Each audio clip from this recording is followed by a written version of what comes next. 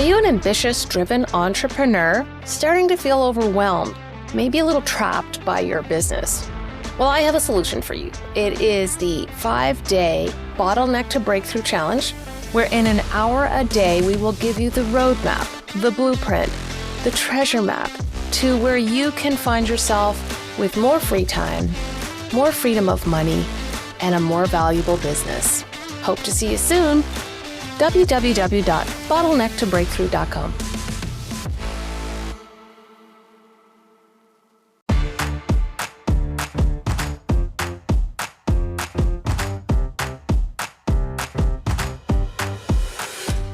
Hello and welcome to The Real Bottom Line, the podcast where we talk to entrepreneurs about entrepreneurial stuff.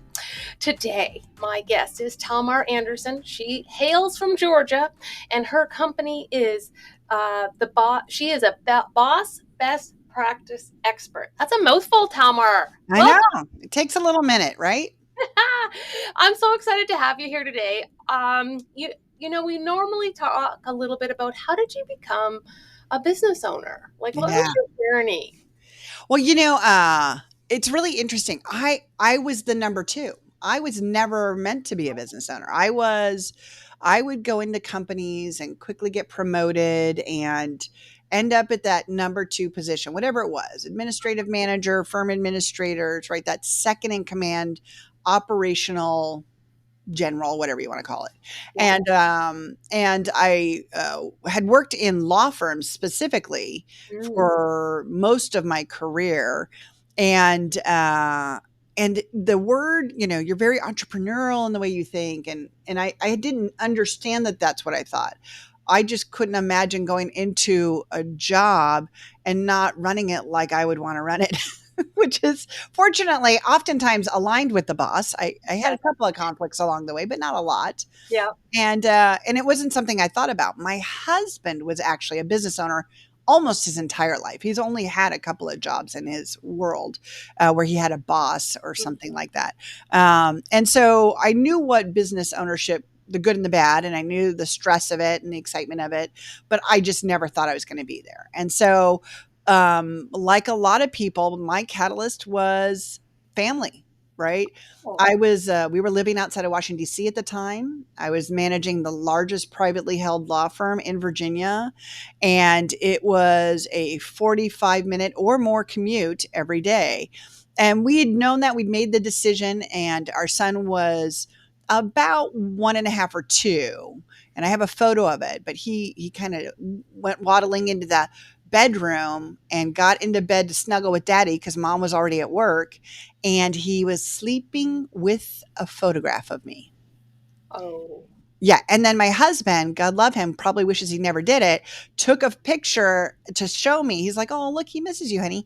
And I was like, "Oh, no, that's not that right kind of miss. No." So a plan started to form. It was time for me to go out on my own. So I had autonomy of time and freedom of being where I wanted to be, when I wanted to be. And thus it began. Have you always done the same work that you do now? No, absolutely not. Has it morphed and shifted? Like, what did you start out with and what do you do now? Well, I started off at a roller skating rink. I don't think that's how far back we want to go. But, I think that I've always been administratively, operationally minded. But, one of my first forays really to shift into that kind of business side of business role, it was I worked for Court Furniture Rental, a large company still in existence. And they had a new line of furniture they had. And so I was brought in to facilitate that, and we grew that, and it was starting to be a regional success. And so I was getting some attention, and then locally they needed an administrative manager. And I had decided at the time to go back for my degree. I didn't have my degree straight out of college. I ran out of money, went straight to work after a couple of years. So I was going back to finish, and the district general manager, Brad, best boss I ever had, was like, "Hey, let's have a conversation." And he had to fight for me because I was not coming from that world, but he had seen what I had done with this position and this product, and he was like, we got to do this. So that was furniture rental, design, spatial stuff, right? And then but then I started getting into, administrative is accounting, and you're starting to learn how to be a boss. And oh, the mistakes, you all trust me, we'll talk about that. But and then learning just the operational process and stuff. But there was an innateness for me, right? Mhm. My brain has always been, I can see the problem macro and break it down into steps so that people can understand how to do what in what order. So that's That is a unique skill set. In the Myers-Briggs world, that's ENTJs, yes, general, because I'm a general, and you see the end, but you can also see every little step that happens along the way. yeah. And we sometimes take it for granted, Talmar, because it's so, like you said, innate. Yeah, and I wasn't the one that learned that about myself. Again, this fabulous boss was the one that was like, I don't think you see that what you think like, I don't think you know what you're doing is so unique. And I was like, unique, just, running a business, organizing things, making things happen. And he's like, no, no, no, but the way you can, and he was very the one that really articulated it in a way that made me understand that idea of seeing the big picture and breaking it down into process is not just something everybody can do. And I think that's true of all innate, super skills, strengths, Hmm. genes, whatever we want to call that. Somebody has to point out to you that it's exceptional because it does flow more easily for you than for others. We Yeah, take advantage of it, to your point. that's awesome. So you alluded to mistakes along the Oh, way. girl. So, and I actually think there are opportunities to learn stuff Agreed. Agreed. Yes. else.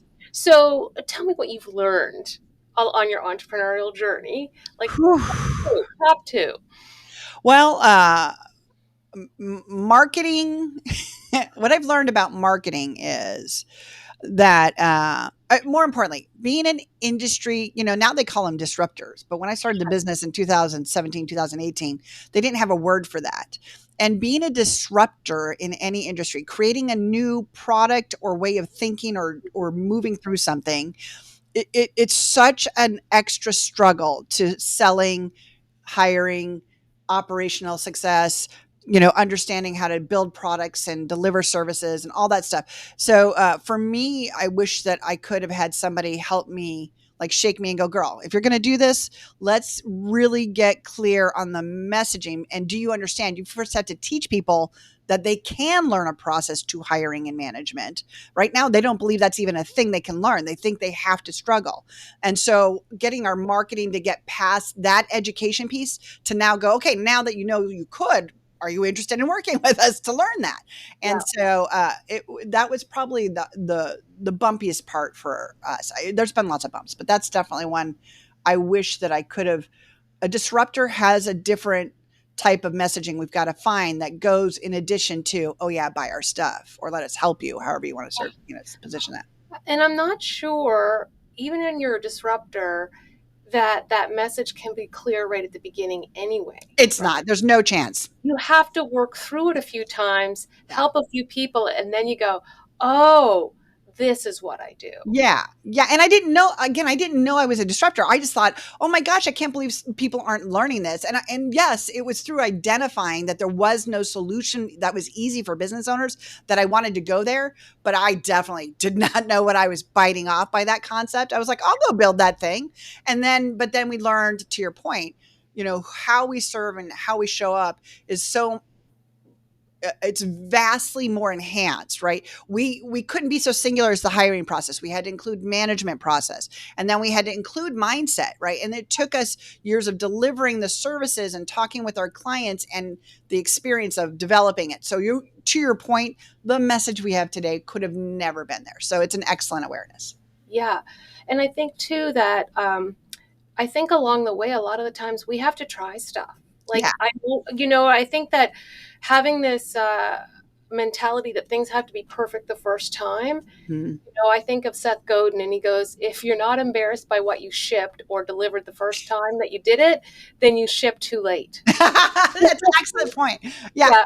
Perfection's not been my thing. And I think, and thank you clients and team for forgiving me for my non-perfections. But I do, my biggest challenge as an entrepreneur is I am a quick start to the nth degree. And that creates unnecessary pressure for myself. And as I started building and developing my team, finding a way to make myself okay with the fact that quick start means delivering in 30 days as opposed to delivering yesterday. Apparently, that's not real. But I think I was able to recognize Yeah. it without losing team. And I don't know that everybody else has that opportunity. I recognize that my stress was created by my deadlines and they were unrealistic and ridiculous. Literally, no one needed it as fast as I wanted it done. So for us, and for me particularly in growing, quick start was my biggest angst to learn to get past. Yeah. Yeah, and it's so interesting. I was in a coaching program that started using Colby, which measures quick start, Yes, right? yes, yeah. Well, my quick start, I think, is a 7 or 8. So it's pretty low high, right? Yeah. But what was interesting is that when they started working with Colby and they started putting all these entrepreneurs through the course, through the assessment, they started skewing the Colby results Of course. because all these entrepreneurs were high quick starts. And Yes. like, okay. So, but brings me to my point, which I think will translate into some of your technical expertise is building team Mm. doesn't mean getting people exactly like you. Oh, no. Well, yes and no. So, Okay, let's you hear know, this. I'm Go, like, since go you there. asked, I actually, the company Boss HQ that we have, where we deliver hiring strategy and boss best practices, and I think that actually we don't put enough emphasis on building a team that works the way you like to work. And so I Per- don't want another Talmar. Lord knows the universe does not need more of this. God to help you all with the one that you've got, right? But what I do need, every single one of my hires, I have to vet for people that can absorb information quickly. Yeah. Because let me tell you on this podcast, this is about as slow as I can speak. I am slow down. So when I'm really excited and working with my team and giving them instruction and direction and helping them, I want to go fast because I like to go fast because that enthusiasm and high energy is my joy factor. So Mm, if I know that that's how I like to work, it's unfair to hire people that need to write it down, have 4 days to consider it, want to come back and then have a discussion about it and then make a plan for another week later. It's going to make me frustrated. It's going to make them frustrated. So we do believe that you have to align with you as a boss, but yeah. we also have to consider the alignment for other ways. You as the boss, the position, of course, culture, which corporations talk about, but is not the only thing. And then the fourth thing we really believe at Boss HQ is that you have to align with the client with every hire. And so we Mm, have a whole process for that. I love that. And honestly, like when you say all that, what is interesting to me is that for that person that wants to write it down, consider come back, there is there are roles in organizations where that is the perfect fit. And there's bosses that love it. They There are love it. bosses that want to get in a room and Yes. collaborate and think about it Yeah. and be very methodical and thought out, right? Yeah. But that's And not the this person boss. will be super happy there and frustrated as all get out working with Talmar. Exactly, exactly, right? And I'll be frustrated, and then I'm like, "What? This person that they're great, but they just want a lot, and so there's just a way to be very thoughtful and intentional in defining what a successful hire is, and then Mhm. how you approach vetting it, and that's just what we're about. One of the things that I work a lot on is helping business owners figure out number one, the value of their business and what the value could be of their business. And is that going to be part of their overall asset accumulation strategies? And are they planning for retirement or selling Oh, the business? All yeah, those things. all the good stuff. Planning those personal goals with your business goals. You got to get them Absolutely. aligned. Yep. One of the biggest things that can, I think, reduce the value of a company is when the boss is in everything. Yes. And that company can't work without them. And so I suspect, and I'd love to hear, how do you help bosses stop that? Oh my gosh. Well, there's two phases to that. right? The first phase, when we're going from business owner to boss, before working with you and before the big plan of the exit strategy, they're learning to hire the people that will build success with them. Anyone they hire is going to be influential to their success, either good or bad. So let's be really mindful about that. And so in that case, they call that your dream team. These are the people that can come in and do the functions that support what your business needs. And you can, as the boss, you can start to slowly pull out some of those things, learning to delegate, and then you step into management. How do I manage these people? But the phase that you're talking about, which is really critical, is when we call that moving from boss to CEO, is Yeah. when we're building your freedom team. And Yeah. for us, your freedom team are your second in commands, your management, or your leadership team. And the reason we very specifically want them to see that that's a different, I'm telling you, everybody, listen up. It's a different hire. Your leadership, they've got to innately and consistently be about the business's growth, not about the personalities. And so that whole shifting and finding and hiring a second in command that's going to walk your talk and be able to keep the business running wherever you are. And even whether you're ready to sell or whether you're getting ready to open a second location, we need to build it, to your point, so that it can run without you. And that's not just writing the procedures down. That can actually be filled in as you grow the team, because you can let them help you write it down, people. But understanding who's going to be able to walk the talk and run this company without you exponentially increases the value, because now they believe that this is something that somebody else can do. If you can hire a manager that can do this, and it's not just you, the genius behind the invention, everybody buying, what Wendy wants, or what Wendy does, or what Talmar does. If I have a manager doing it, now we know it's repeatable, it's sustainable, and to your point, exponentially valuable. Absolutely. And I love how you've characterized that, because one of the things too is when people want to buy a business, some people, most of them, don't want to buy a job. Nope, they're not interested in being in there. No. But I absolutely love the idea of start with your dream team, work to your freedom team. Yes. Then your dream team morph into your freedom team, or are they two separate changes that happen at different stages of growth? I would love to say that the majority of people that start with you are going to stay with you. But the truth of the matter is, the team that's there when you're building, when you're in that dream team phase, these people are highly adaptable. They actually like the thrill of the change and unknown and the unexpected. So Oh, as we start to grow and structure and have a redundancy, you have to do the same thing every day. Oftentimes the employees that want to show up and do the same thing every day, they might not be. So it's not usual to bring the whole team along with you. Having said that, there are times when a business is starting to create real revenues, right? I usually say 5 million is the marker, but honestly, it's at about 2 to 3 million in revenues that we can start to afford the resources to create promotion, succession, and training programs. yeah. Because one of the biggest mistakes small business owners make is they hire for potential.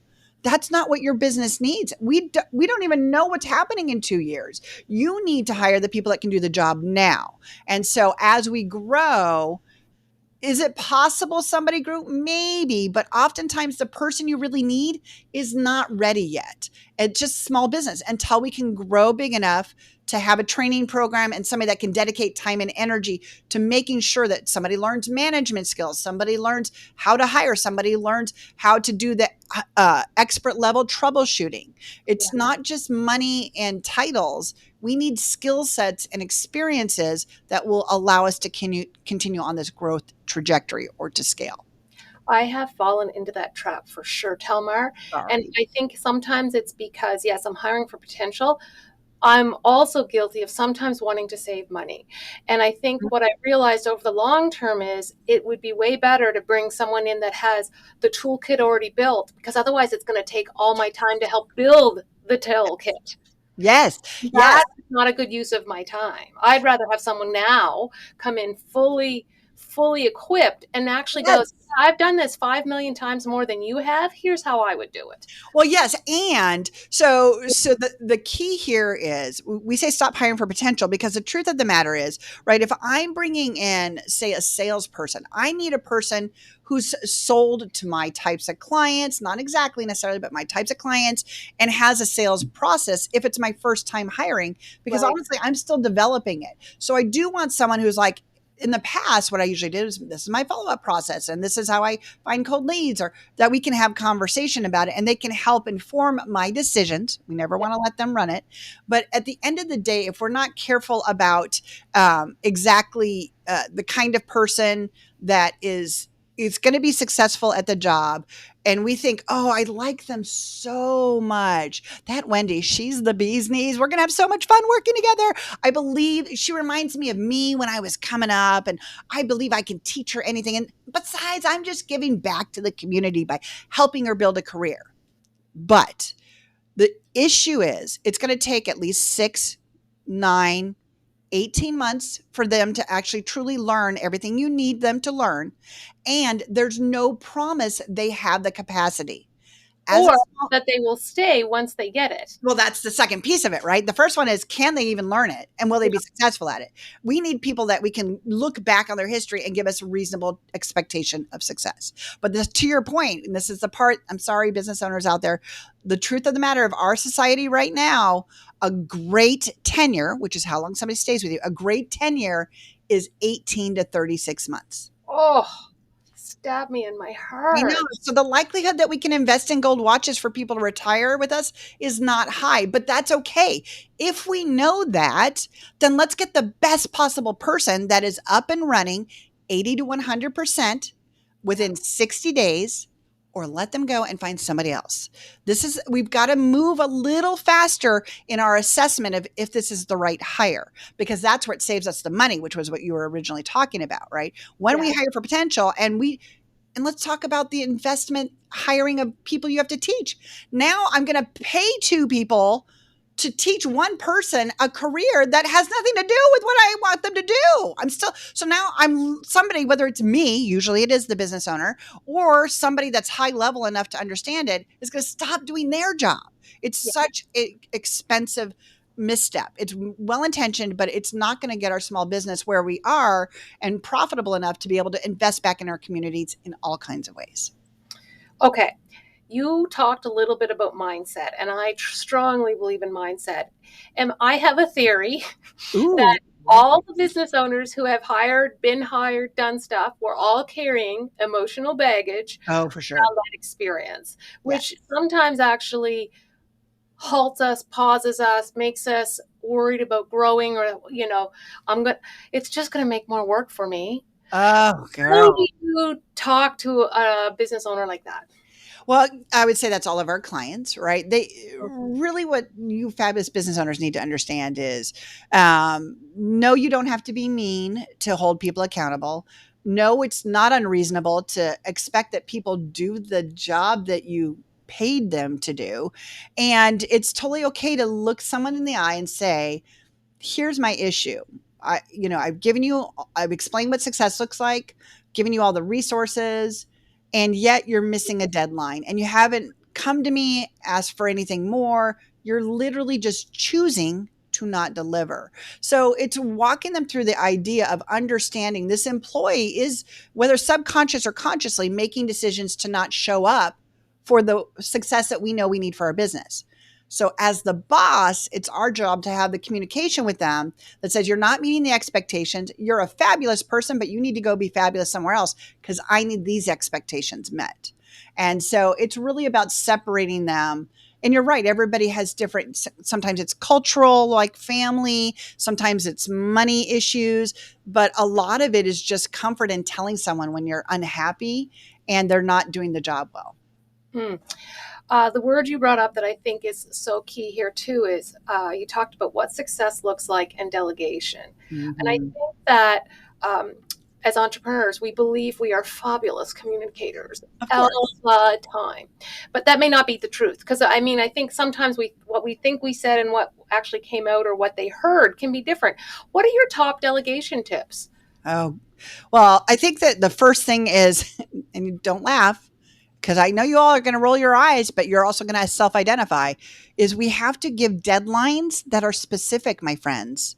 Ooh, I tell don't, me. so I would challenge everyone listening, all of your listeners, to think about the last 4 assignments they gave to somebody and how many of them have a very specific date and time that you expect them to return product or solution or have another meeting.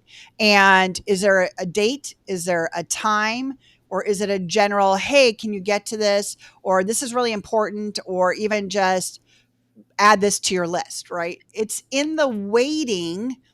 As soon as you hand off and delegate that to somebody, you're already like, I need it, I need it, I need it. But the person that received the instruction to do it, just add it to the list, is like, okay, I'm going to put it in the list right about here, but I'm going to finish these 2 things first. And this one took longer than I thought. And you're like, where is it? Where is it? Where is it? And then the person who was delegated to is actually like, I think I'll start it tomorrow. It's the end of the day right now. And so we just haven't communicated very successfully what it is we need. And to by setting clear deadlines and time frames that you can ask to for follow up, right? That's how we'll know they're successful or they'll fail. But more importantly, that's how they'll know that they're successful or they failed. How can you, along the journey, like when someone first comes in, you the level of trust that you need isn't going to be there. But how can you build? Are there distinct actions you can take along the employment journey to give yourself more trust within that individual? Like, what can we do? Oh, this is the absolute best question, Wendy. You're so right on the money because the truth is that's what we're trying to do. How can I trust this person? And to your question, it's about how do we build trust for them to have in us enough for us to have good conversations. And you're the boss, so Yeah. you're the grown up, you're the person that has to lead by example. And there's 2 great ways to start to get that trust built in them so that they will later come to you. And the first one is your onboarding process. Is you invited them, you expected them, you should have things ready for them when they're starting. They should be excited. That first day, they're going to decide if they're looking for a job in 6 months or if this is going to be so much fun. They hope it lasts forever. Again, it's not going to last forever, Betty. Don't get excited. But if that's the case, then we've got somebody that understands and create that onboarding process over 6 weeks. It includes different things like more regular check-ins, but on a consistent basis, the best thing every boss can do, please everybody, have one-to-ones with your team members consistently, regularly, scheduled, and understand that your team meetings must come before new clients, new opportunities, because if they can't do the job, if they don't have the opportunity to get access to you, your business will suffer. And it doesn't matter. You're just going to end up making yourself busier. So having these one-on-ones, which are not about assignment of new work or case study, one-on-ones are actually checking in and communicating with the employee about how they think things are going for them in this business. And it really facilitates a consistent way to be there and give them access to a place where they get to admit what's hard or challenging for them. Yeah, I like calling those strategy meetings. I kind of stopped calling it employee reviews. I Yeah, started not strategy sessions because reviews always feel very judgy. Yeah, well, they are, and they're required. I mean, you need reviews. Let's be clear, Yeah. especially where performance is not great or even exceptional. I think that reviews should happen on the good and the bad as frequently as those things occur. But and strategy session is great as long as it's about the questions the boss asks. It's about, am I asking them what are they most proud of? Am I asking them what's been the most challenging? Am I putting in front of them the right questions to look for patterns of issues they might have or successes that they're having? By being consistent and being in front of them and talking through the things that they feel are challenging for them, you, one, identify how to support them better, and two, start to build that relationship and trust so later on they'll use your open door policy. Sweet. Telmar, this has been a fascinating discussion about all of that. How can people reach out and get a hold of you? Oh my gosh. Thank you so much for asking. We're at Boss HQ I'm sorry, that's not true at all. We're at yourbosshq.com. And I'm on LinkedIn. And of course, if you want to learn more, go to Zoom with Talmar, TALMAR.com. And you'll have opportunities to make meetings and find resources and all kinds of good stuff. That's amazing, Talmar. And I think the real bottom line here today is the dream team that you start out with may not be the freedom team you end up with. Thank you so much, Talmar, for your time today. Oh my gosh, thank you, Wendy, for the opportunity to be here with you all. I really appreciate it. Awesome.